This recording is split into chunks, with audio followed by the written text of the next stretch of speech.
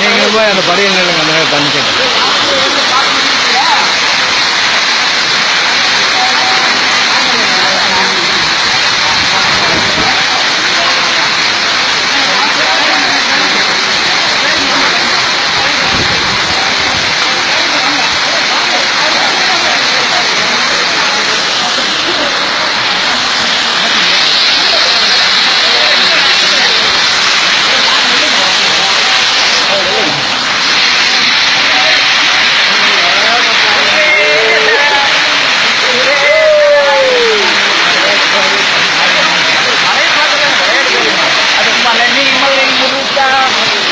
Full எடுத்தாங்க இது டிஸ்பிளேல வச்சுக்கலாம்.